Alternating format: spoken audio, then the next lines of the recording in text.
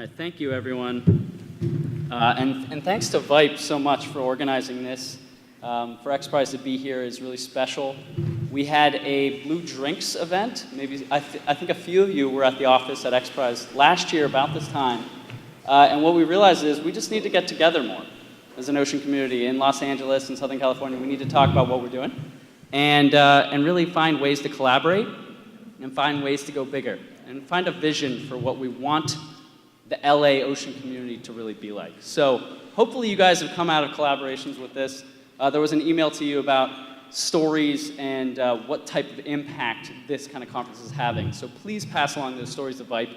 We would love to hear about that from XPRIZE's perspective about how this is having an impact to bring people together. So I love the ocean. Okay, I'm from Pittsburgh, Pennsylvania originally. I didn't grow up with the ocean. I went fishing with my dad a lot in Cape May, New Jersey. I went to Scripps for graduate school. I stuck poor little fish larvae into more acidic conditions and filmed them to see what was going to happen. That was studying ocean acidification. And that's one of my passions. And then I went on to Oceana. I worked as a marine scientist in DC for years. I was an advocate. I've been out in the streets. I've worked on congressional campaigns. I've been trying to build the environmental movement for quite some time. So please do get out and vote the ocean this fall. That's a very important takeaway from this conference. And then I went on to XPRIZE. And I went on to work on innovation because I was so sick of DC after the Tea Party wave. It was really hard to pass environmental legislation. So I decided to move over into innovation. And it's really cool. It's really fun. I get to meet exciting and interesting people that are building amazing things. And they're just excited about life, and they want to create, and they want to fail, and they want to just do big things. So my job is really cool. So I'm going to take you into a little bit about what we did with this app challenge. And in the back, you'll see our table, and I can demo the apps for you afterwards, as well as some of our technologies that we've developed through XPRIZE. So I always start off with JFK, and Jenny did this yesterday, but he really defined what moonshots are, okay? He didn't say we're going to explore space.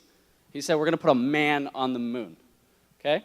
And that's very intentional, and that's very specific, and he galvanized some of the best scientists in the world that ended up following that, because it was an inspiring notion.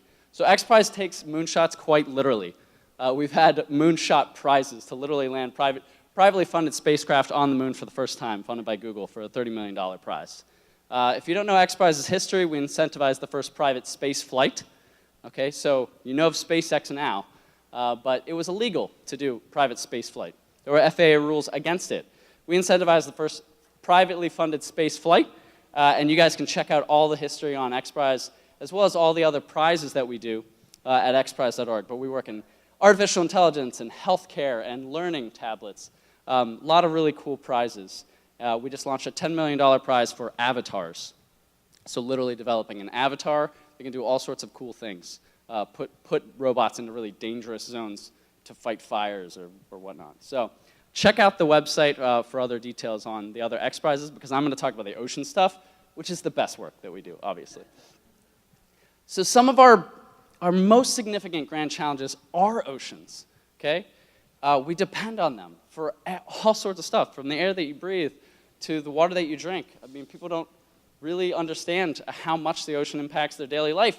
But as you guys know, we're putting too much in the ocean in terms of crap, in terms of pollution, and we're taking too much out in terms of resources, way too fast. Our entire ocean economy is pretty much built around destroying the ocean, okay? After World War II, we took all the technologies that we used for war, and we used it to precisely overfish and decimate the oceans. We've used amazing engineers to drill holes in the ocean.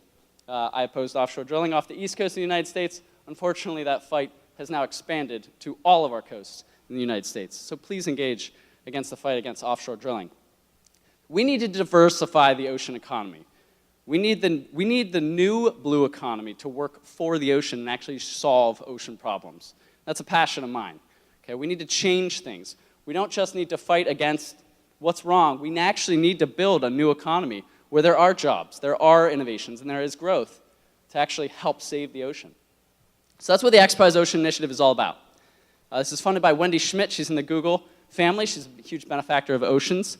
And we're trying to inspire solutions to ocean grand challenges. Our vision is to make the ocean healthy, valued, and understood. So we've launched 3 ocean-based prizes to date.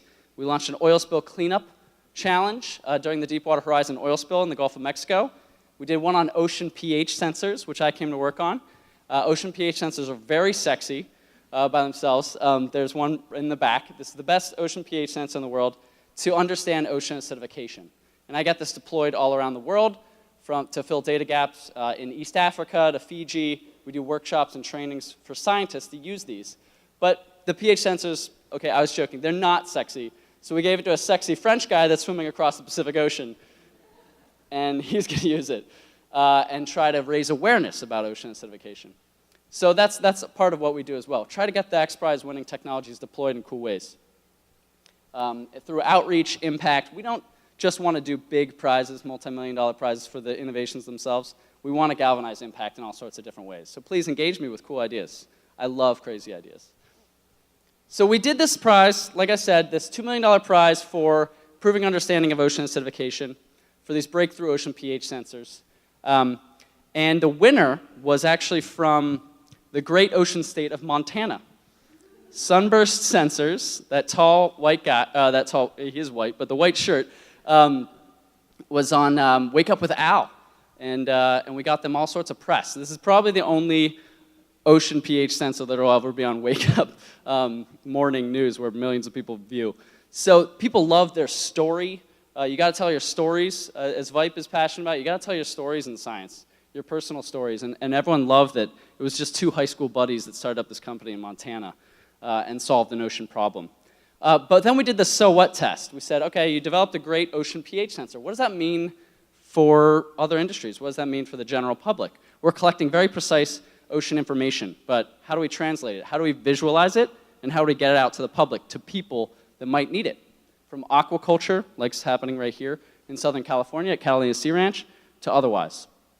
And we did this workshop with NOAA, National Oceanic and Atmospheric Administration, their chief scientist, and we found out there's a lot of ocean data being collected. It goes to government repositories. You guys pay for it with your tax dollars. It is not easy to use or easy to access. Sometimes it's disorganized. There's all sorts of issues, from culture to interoperability. I can explain that later. There's a huge valley of death from getting started to actually pushing it out to the world. But there's a lot of opportunity. Okay, here is the bottom line I want you to take away, is that there's a lot of ocean data being collected, a lot of opportunity to create new products and create new services from them. So there could even be an incubator around all of this. We did a prize on it. But we would like to see more accelerator of ocean data products. But bottom line, there just needs to be new thinking. A lot of you are using the ocean. What do you use on your phone? Not much, right? You might use Surfline, a few of you if you go surfing, okay? But there's a lot more there. There's a lot more we can do. So we launched the Big Ocean Button Challenge, okay? It's big. It's a big ocean button. This is the vision for the future of where you can press one app on your phone or on your tablet or on your computer, and all of the world's ocean information will pop out. Visualized, organized. It's going to tell you what is happening in our oceans in real time, as well as you can actually probably feedback into this. So this is a $100,000 prize that we developed for mobile apps to turn ocean data into the products and services we need. And we have two of our winners here today that are going to be on a panel in a few minutes. Very exciting. So we defined this because we defined one of the categories for ocean acidification, and then we defined several others because we said, you know, let's have at it. Let's see what other things people can create. So I'm going to detail a couple, all of the winning apps in brief, but we created a few different categories: fishing, shipping and trade, ocean acidification, public safety, and exploration. Then we had a few bonus prizes for conservation, education, integrating multiple data sets, and a judge's award for visualization. There were 80 submissions. Then we whittled it down to 40 demos. You can actually demo your apps before you hit the App Store on TestFlight or the Hockey app. And then we actually had a public vote on this. So the public was able to vote on their favorites as well, which is really cool. So I'm gonna go into each one of these 7 apps that won. We had 7 different winners. Real briefly mention the 2 that are going to talk today because you're going to hear more about them. So the first one, Navisea, is really cool. So in the airline industry, you might know this, that commercial airlines are becoming extremely safe. Okay, it's not a well-told story, but you might hear about a tragedy every once in a while, but flying is very safe. shipping is still not that safe, oddly enough. Okay, we've been shipping for very long, but we don't have some of the best tools and some of the best data to give people, especially on some of the small to medium-sized vessels. That's what Navicy wants to help solve. Instead of developing an entirely new console for your boat, you can just actually just use this iPad and use their software, pay $100, and use their software that's constantly updated. And the cool thing is that Navicy wants to add additional layers to this and environmental factors into this. So whale migrations, marine protected areas, and otherwise. So really cool for planning and tracking your ocean voyage, and could be a huge market there. There's a lot of ocean goers. So SeaStatus is here today. Jonsen is going to tell you more about that, and we're going to show a video, and we're going to have a panel on it. But this is for marine weather and tides, and they won for public safety and integrating multiple data sets. So something that Jonsen's not going to tell you is that Alan Sterenberg, a guy you don't know, it's one of those scientists that you don't know that you use information from him every day. He commercialized weather data. He created a group called Weather Underground.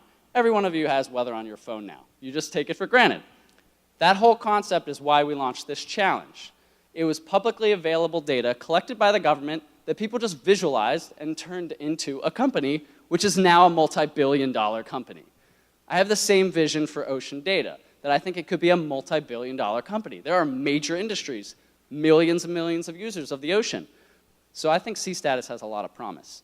And Alan Sterenberg, who was one of the judges for this challenge, he said that this could be a top marine weather app. And he gave them a 10 out of 10 in the last round. So he's followed up, and they've now connected and are discussing how to build this out. But really cool. They added additional layers for marine protected areas, and they're trying to do a bunch of environmental things. So come to them with additional ideas as well. So CC is really fun. Do you guys remember fun? Fun still exists, okay? Doesn't have to, not everything has to be solving a problem. I forget this sometimes. But fun still exists. So when you look out on the ocean, it's black or blue. And Carl Safina says this pretty well. Everything in the ocean could die. And the greatest tragedy is it won't look any different. Okay? We need to create the tools that help us explore the ocean and understand it better and create that curiosity. So that's what CC does. It takes bathymetry data, the seafloor depth, and it projects it onto your app, your tablet. And I have it in the back, and I can show it off for you. But basically, you can fly through these underwater canyons, kind of like you're playing in Mario Kart. So it's really kind of fun. And they've added additional features for shipwrecks and underwater habitats. So really cool. And it's creating that interface between us and the ocean that you just don't have right now. I used to be a sea kayak guide in La Jolla. If you've been kayaking down there, it's fantastic. But we used to explain what the underwater canyons are like. And now I have La Jolla Canyon on this tablet, which is really cool. So you can take that to the ocean, augmented reality, look into the seafloor. So really neat. They basically just did it because they had young kids and they wanted to get a new generation of people to become scientists, engineers, or oceanographers. And encourage people to look outside of marine biology, by the way. Anybody who tells you they want to be a marine biologist, say, what do you think about marketing or engineering or starting a company or entrepreneurship? Science is a hard route. I will tell you personally from that, and I've transformed my career into other things, but science is tough. But there's a lot of opportunity for engineers and other fields. Fish angler won for the fishing category, and this is a really interesting guy. He was a Silicon Valley guy, and his quote is awesome. I got bored being retired. I wanted to bring technology to the fishing industry. So this is basically a platform for people to brag about what they're catching, okay? And that's awesome because the fisheries managers can actually use that data, okay? They want better information about what people are catching where. So that's actually quite important. Everybody who goes out fishing is basically doing biological research, okay? And we could use that information to better understand fish stocks. It's underestimated how much recreational fishing pressure is placing on the fish stocks. I'm a recreational fisher myself, been out multiple times. That's actually how I got in the field to start with. This could be a platform to crowdsource that fish catch data, which is really fun, really interesting. So it started in Florida and has a lot of promise. And they've integrated other weather and water data as well. I'm not going to talk too much about this, but Nick is here. to talk about the Endangered Waves app from Save the Waves. And this is basically about getting surfers to identify hazards at your break. That could be an oil spill, that could be coastal erosion, that could be debris. Surfers are at the front lines of ocean health, okay? I know this personally. I've been sick from getting in the water in Venice Beach. We need to be the first reporters of ocean conditions, and we're out there with eyes and ears. We're basically scientists in that vein. As mentioned yesterday by Chad, that the ocean economy basically is tourism and recreation, but we underinvest in it. We don't create new great tools to actually protect us, to report things and clean up after ourselves. So this is a fantastic app. It has a lot of promise. So they won for the conservation category. So congratulations to Nick and to Jonsen for doing that. So yeah, please, round of applause for both of them. The one that was created for Ocean Health XPRIZE for the follow-on to ocean acidification is SOPHE, great acronym, the Surface Ocean pH Interactive Explorer. And this is for basically translating ocean pH data onto your phone to be able to see, is it going to affect my aquaculture farm for growing oysters or mussels or clams or otherwise, and just giving people daily metrics of ocean acidification. It's that simple. Okay, right now, the ocean acidification information just lives on government databases. So this is the first app that's really going to help people to understand that. So I'm pushing it out to my friends in the ocean acidification community and to general users that might be interested. But it's just a great platform to be able to translate this issue for people. And it's positive and it's interesting.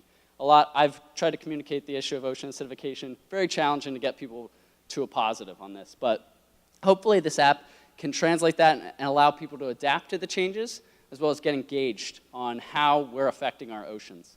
Ocean acidification is a very serious threat to marine life.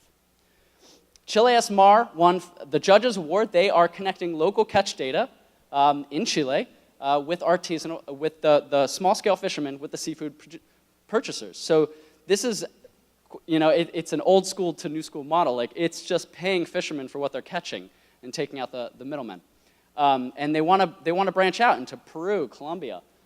They want to do Peru SMAR and Colombia SMAR and spread throughout Latin America. So really cool because the small-scale fishermen don't have great platforms to advertise themselves or what they catch.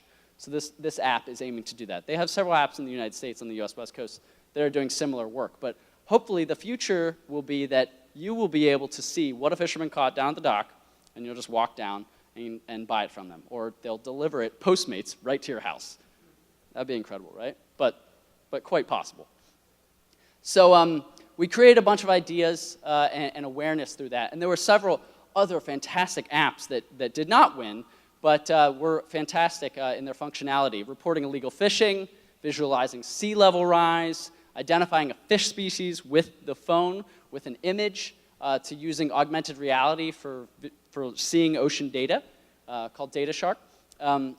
A lot of people voted during this, and just that engagement was fantastic for the teams because they're trying to promote people to download their apps. So a lot of people download the apps.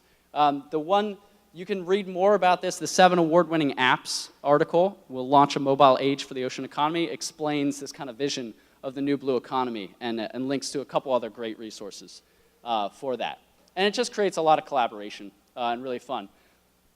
I want to note something. We launched this prize the day after the election. So I had to get on stage that night, and I had to get on stage that night and actually launch this thing, okay? And I was like stunned, like everybody. And I said that I did make a joke. Okay, I'll tell you the joke. There was a public voting period, and so I said, in this prize, the people who win the most votes are actually going to win the outcome. So, yeah, that's how I dealt with myself that night.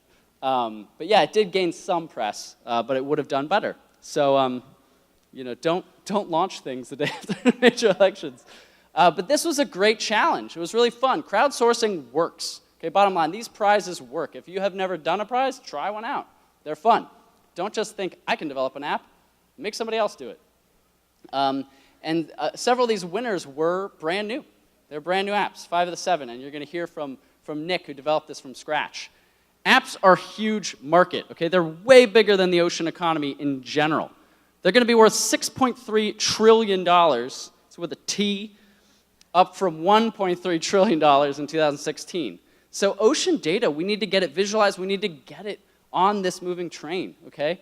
Without harming the ocean. We can develop new tools that will get into the Silicon Valley mindset. This is the language that they speak, apps. So get them to invest in it. Publicly accessible doesn't always mean easily accessible. Hopefully most of you guys haven't had to worry about this, but I've been working with the people at NOAA and some other groups to try and make it easier to tap into this data. And there's huge potential here, like I mentioned. But we do need to organize it on cloud-based platforms. People need to pay for that. The government doesn't have the resources or the time to do that in a lot of cases. So there's a great space for private industry to step in. And so you guys can definitely help. So talk to Jonsen and to Nick today. We need investors. Some need funders. We need publicity. Ask them to do some panels. These are great people. And access to more data. So lots of ways that you can engage with that. I do want to tell the one joke I heard today about data. I wish I was a magician, but I'm not, so I'm going to tell a joke. There are two types of people in the world. There's number one, those that can extrapolate data from an incomplete data set. Thank you. That's the joke. There is no number two, guys. Come on. All right, wake up. And this is the biggest thing I want to tell you about today. This is a little secret that I'm holding for Vipe and others. We're not announcing this today if there's any journalists here, but we are designing a new prize. I'm really excited to talk about. I'm going to be in Indonesia pitching this prize to a bunch of funders next week. We still need to fund this, but we are in prize design for a prize, multi-million-dollar prize, for innovations that will improve the efficiency and scale of restoration. We've lost half of coral reefs already. Okay? And there's no real technique for bringing them back. But we are reforesting land like crazy. We're doing a great job of it. And there's actually big industries involved in trying to reforest and repopulate forests around the planet. But we don't have the tools to do this yet, to fix coral reefs. So we are searching for funders. If you have any recommendations, please let me know. If you have any experts in the coral space, we're reaching out to some of the best in the world. But if you have any ideas on this, I'd be happy to talk about that today. But this is something that I'm very passionate about. In my short lifespan, seeing corals go white and die, which is just a shame. There's been 3 major bleaching events lately. If you don't know about the plight of corals, Chasing Coral on Netflix is a great film and really shows the importance of storytelling to get people engaged. It's really brought a lot of awareness to this issue. So I want to close by remembering one of my heroes, Dr. Stephen Hawking. And you know, in the news cycles we live in, we can forget about stuff pretty quickly. But absolutely fantastic human. And I want to tell you a little story. You might not know about him, that he was an absolutely amazing scientist. I think science is humanity's greatest invention. Okay, quite frankly, you might think it's art or culture or otherwise. I think it's science, and I think he was one of the greatest scientists. And so that's just to give him the honor of that. But saying, I want to say that he was the first quadriplegic in 0G. You might not know that. So that's Peter Diamandis down underneath him that founded XPRIZE. And he also owns a company where you take up a plane and then you dive bomb down. And this is how they train astronauts and adventurers how to experience 0G. And so Stephen Hawking actually, they did this. They took him up in a plane and they said, we're going to dive in 0G. And they didn't know if he was going to be harmed by this. But he said, I want to do it anyway. They did it once. They had medical staff there. And they didn't know if he was going to be all right. And he signaled, I'm great. I'm doing great. And they did 9 more parabolas that day. Okay, and because he did that, the picture up in the top right, they've been able to take all sorts of quadriplegic kids up to experience 0G as well, who can't walk. So just shows you the power of not giving up, you know, pursuing some big things, and trying to be the first to do things. He was a lot of firsts. We had somebody pass away during the life of this prize, a data scientist named Vembu. who offered to be a data mentor. So ocean data doesn't just appear. It is collected by real people that dedicate their lives to oceanography and to really good causes. So this is in his memory as well. So I don't want to bum everybody out.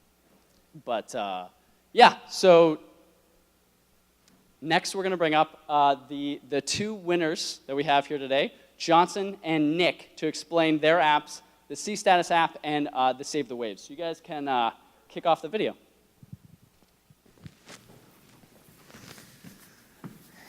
How are you? Good. Having technical.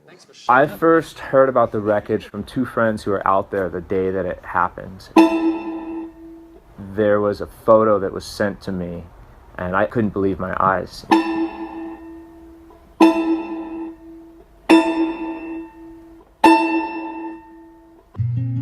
Todos Santos is unquestionably one of my favorite waves in the world. The beauty of it, the solitude that you can experience surfing out there on some days, the diversity of the waves out there. It breaks from 2 feet on up to as big as you want to surf it.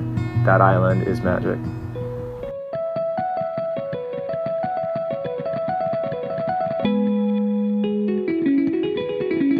From when I first saw the photographs of the boat to actually going out there with the permits and the team, it was a lot of work, but a very seamless effort because the right people were involved to facilitate it. Save the Waves' approach to protecting these places is very pragmatic. Every surfer has a responsibility to look after the areas and breaks that they love. It's the very least that you can do. We are undoubtedly more connected in this world. Why not give people the opportunity to use this for something really good? Take a photo of the things that draw concern to you and get that information to the hands of the people who can create change.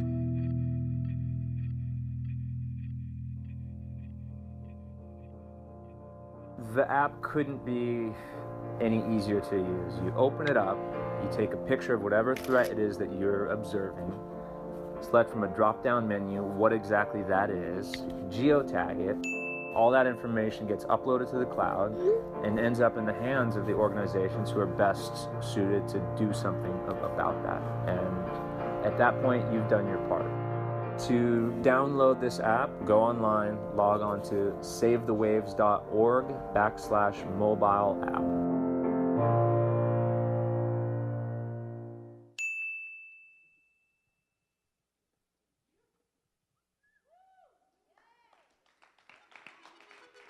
SeaStatus is simple, personalized, and accurate marine weather for anyone with an internet-connected device.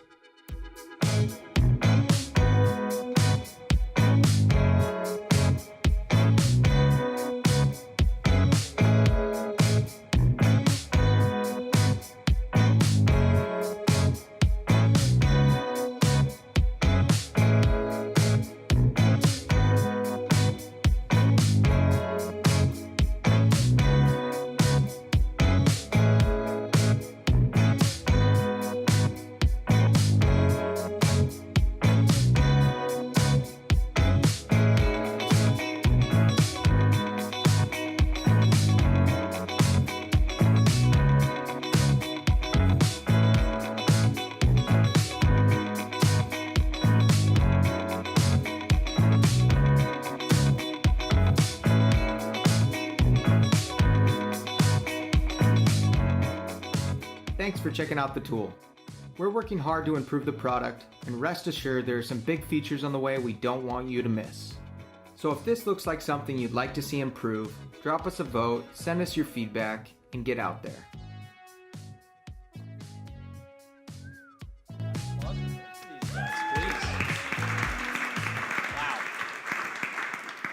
Awesome videos, guys. So this is Jonsen, who did SeaStatus, and Nick, who just got off a plane to be here today. Got a sick kid at home, so thank you, Nick, for being here and talking to us about this. Both good people, I will say, that I know quite well. So I'll just start with that. So got a few questions for you guys today. I want to start off with just what is your favorite memory of the ocean? You're looking at me, so I am. maybe I'll start off. I mean, I think why people are connected with the ocean, we've kind of been exploring this theme for a little bit, and it always seems like, we just did this conference that you were at a couple weeks ago, and there was a lot of personal stories, and they always gravitated back towards something that connected the ocean with the people that they really loved. And that's one thing we've been observing. And so when I think back, that connection, like I think so many we had, like goes back to my parents and being a little kid. I grew up in Washington State, so we lived on a tiny island and just got there by boat, which I don't remember that well, but I do remember the times where we went from the Puget Sound to the Pacific Ocean and being with like my mom and my dad and it being cold and there being all this driftwood and like the waves were big and I'd always run as close as I could to the waves. And then I was always too slow to actually get away from the waves. So I was that kid in the jeans that you see at the beach that's wet like up to here and covered in sand. Yeah. And and I was always freezing, but I liked it. So I think back about those times like with your family and the ocean. And I think that's where we have to start a lot of the time is I think the science is really important, but also those stories are really important that why are we connected to our families and are those families connected to the ocean? So You have a young son. I do. Is he was like pretty, I think I saw him on the beach. He was pretty small, but has he been out surfing yet? No, I had this, this ethos of like, oh, we want to get him in the ocean and get him to love the ocean early on. The way that you do it is don't dip them in the ocean at like 3 months. They're not going to like it. Yeah, so I was like, here's your first time, son. You're going to love it. And I dipped him in. And it was like this, you could watch it go, he just starts crying, and I'm like, okay, well, this is not fun. We're gonna reset this. So he hasn't been surfing yet. But we're gonna make sure that how old is he? He's 14 months. Okay, and covered in red dots right now. You gotta push him out there at some point. That's awesome, and thank you for being here during that. What about you, Jonsen? You grew up in Southern California, right? Yeah. So mine's actually very similar to yours. It's my earliest memories of the ocean are going out on a small skiff with my dad and going fishing. So we'd leave Newport Harbor is where I grew up, and we'd leave the breakwaters there and go catch barracuda and yellowtail and just mess around and have a lot of fun. It's kind of evolved into going over to Catalina and sailing and stuff. So, yeah, that's awesome. That's how I got into oceans too. Was fishing with my dad, taking me out. Killed a fish, and he said, "Oh, this is illegal," because it was like shorter than the legal limit. So I was like, "Oh, I'm going to jail because I killed this fish." It was my first foray into fisheries management laws, at the age of 8. Tell us about the app. We had a magician here yesterday. Sorry, Nick, you missed it. We had a magician here yesterday. If I had known. And he had a great talk about your business. And he said, businesses should focus on why you. So why are you guys primed to develop this app? Save the Waves, SeaStatus. Why us? Why should we download the app? And why now? So you guys think you can handle that? If you need a reminder, I'll tell you what they are again. So I think why us? The app has been something that's been circulating around in our collective Save the Waves mind for a while, and it really came from a demand for like our audience. So we have this, our first and most known program was Endangered Waves. So surfers were, essentially how Save the Waves started was surfers realized that surf spots were being destroyed for no reason. Like, put in a breakwater, ruin this spot that I love. Put in a new hotel, ruin this spot that I love. And so we would get these submissions of people being like, help, my spot's under threat. And then a lot of times we realize like, well, that's great, but it's too late because they have been going through 3 years of permit process. Or that's great, but you don't have enough information. Or that's great, but there's this other issue that's right here. So we had a pretty clunky process to actually like determine that. And we were getting more and more and more requests like that. And we'd also see things on social media. So we see like a surfer in Chile would post a picture of like this huge salmon die-off in the salmon farms. And I would know about that because I was connected to them as surfers through social media. But the rest of the world that could do something about that didn't know. So I felt like a guilt of sitting on all these like heinous environmental things that I was seeing by the connections that I have. And so, you know, that's really why it came to why us. I think it was that demand. And then the other thing, you know, put my conservation hat on. I follow these things. I like technology. I like citizen science. I was involved in that before it was called citizen science. It was just called people without enough resources to do science. Broke-ass science. Yeah, so just to wrap up, what I saw was that there's these really cool things that are out there, like the Marine Debris Tracker, or you know, initiatives that your alma mater at Scripps, the Urban Tides Initiative, and they're really good and really well thought out. The science is great, but people aren't using them in the scale that we need them to be effective. So really, we said, why us? Well, we can bring this whole audience of surfers worldwide, which is now over 31 million and growing as the Olympics grow, you know, that are incentivized to do the science because they have a personal stake in keeping their place pristine because they don't want to get sick, they don't want it to get ruined. And that user, I don't know if you know a lot of surfers, but the demand, if you think about it as an economist, the demand for surfing is inelastic, meaning that surfers will go surfing no matter what. Like they will leave their jobs, they will leave their significant others, they will leave their children, they will shirk all responsibilities to go surfing. So there's a demand for this activity that's not just like, you know, like when was the last time you had somebody be like, I didn't go to work today because the beach combing was great. Like it doesn't happen, but people say that all the time with surf. So it's this really motivated audience. So that's why us. I didn't answer the other two questions. No, the other questions were great. I think answered in there. Why now is the importance of cleaning the beaches, and why we should download it is because we can contribute. Do that, citizen scientists. We could be citizen scientists by using this app. We need that. We need that help of like why us, because you know our goal is just quickly. We want to try to get to 2,000 users by June, and we need that feedback. It's really just beta right now, so we want to build it the best that we can, and then build those relationships so partners are using it to actually make a difference. We're not going to solve everything. And then the big meta goal is if we get 20,000 users out there, we're going to be able to answer geo-specific questions for people. So that's the goal. That's awesome. And if you guys can all be part of that by telling us what you think and going in there and trying to break the app. And tell us about it. The question for why us is actually tied back to why I love the ocean. When I was growing up and going out on that boat with my dad, he would always turn to me when we were about to leave the breakwater, and he'd say, "Please don't tell Grandma that we're leaving the harbor." And I never knew why that was, but years later he told me that in 1968, my great-grandfather, Roy Carmack, had left the breakwater, and he actually didn't come back. He was lost at sea, and so as I grew up in that same harbor decades later, I wanted to, you know, I still had this love for the ocean, and I still wanted to enjoy it, but I wanted to do it in a way that was smart and responsible.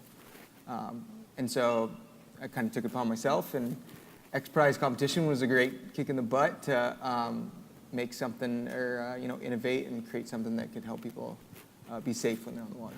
Well, that's awesome because you won for the public safety category. Yeah, that's rad.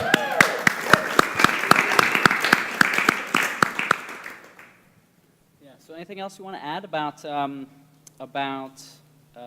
actually, no. Let me skip to this question. Did you guys ever think of quitting? Did you ever think like, oh, you know, I have no idea what I'm doing, or like this is my first you know, we have two. Okay. Let me tie this into my other question, which is the tech community and the ocean community don't really match up very well. We have two cool approaches here. That Nick, you're from the ocean community and trying to develop a technology. Jonsen, you're mostly from the tech community, joining the ocean community. So what were the challenges of that? Did you guys ever think of quitting? What were the biggest issues that you guys faced with bridging those two gaps in those two different directions? What about you, Nick? I would say I never actually considered quitting. It was more difficult on when we were actually starting. I don't know if that makes sense or not, but I feel like I've been talking about this forever.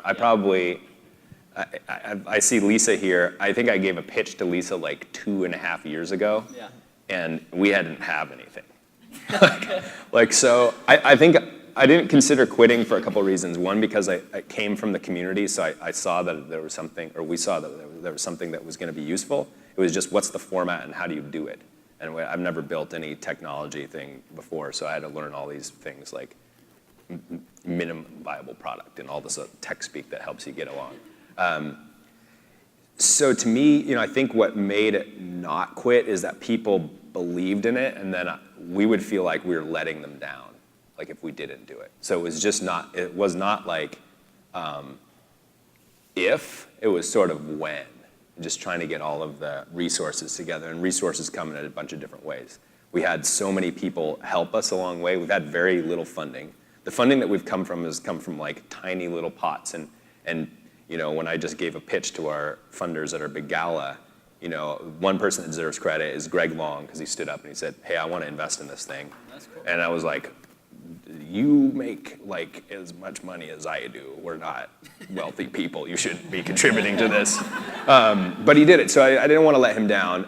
Our folks at Cliff Bar, I didn't want to let them down. And then we had such great help. I think that's one big thing is you can bootstrap things. It doesn't mean you should. But we had a great guy, Jay from Receiver Designs in San Francisco. He said, dude, I like what you're doing. Let's just sit down here and I'll help you figure this out. So he helped out build out the whole alpha, basically by himself, and some like subcontracted Russian developer was the first one. And then Sketchy. it worked enough. And then the guys down at MJD Interactive, Matt was on our panel before, and he heard about what we were doing. He was like, I want to help this. And I think that's cool for me. So I think we never wanted to let those people down by not doing it. And I have to give a lot of credit to you guys for designing this competition and lighting a fire under us, because I think we could have been like, still kind of circulating on an alpha version of this idea that might happen. And the fact that the damn thing's on iTunes and like it exists and you can get it kind of blows my mind. And that's thanks to you guys, because you set up like, here's the first challenge, make an alpha. Oh, we got to do that. Here's the second challenge, get the beta version done. Here's the third thing, get it on iTunes. And so that rollout of events like helped us create some internal checkpoints. And so I'm just grateful for you guys' support. Thanks. What about you, Jonsen? Yeah, luckily software you can bootstrap pretty easily, but you have to have, you got to be pretty consistent with it. And so for us, the way we started up was a lot of baby steps. We had an MVP where we had a freelancer, because it's tough to recruit a technical founder if it's so early. But once we got through that and we saw enough traction and that there was actually this need for this kind of a solution, that the XPRIZE competition was amazing for us, and has really been a catalyst to connect with a lot of really, really smart people like Alan and others in the community that have the same need, but also have interesting data that they need to get in the hands of other people. So, yeah. Awesome. Thank you, guys. So real quick on the last thing, I want you guys to just real quickly tell me what's next. What's the really exciting stuff that's coming next for you guys? What are some of the aspirational things, but then what's the practical next steps? You said some new users, and what's the next 2.0 versions for you guys kind of look like? I guess we'll just keep going in this order of Yeah. operations. Well, yeah. You keep looking at me so that I have to answer. I think what's next is we got to get basically an outreach person and a data manager so that we keep things clean. We have another build that just got launched like last week to just hammer out some of the bugs. And then we really want to connect. We want all of our, the data that's generating now, we divide it into two types of data. So passive data, which means that it's things that you're seeing and are going to go inform a larger data set. And then a long-term build in active data. So we could start crowdsourcing the solutions to problems that you have and work with partners. So we're partnering with folks like the Surfrider Foundation to get this out into all of the networks or all of their chapters so that they can kind of generate these these data and the questions and answers locally. So that's where I see it going. And then we're going to add a content component in the version 3 that keeps people going. That's revolving around place-based storytelling. That's all I'm going to say for now. Oh, okay. So, not that anybody's going to be paying attention in like a year and a half to what we're doing on this. But you guys should check out Save the Waves. Is an awesome nonprofit. They just had a great global wave conference up in they're based in Santa Cruz, and they're doing really cool stuff on protecting breaks around the world. So please check them out. Thanks.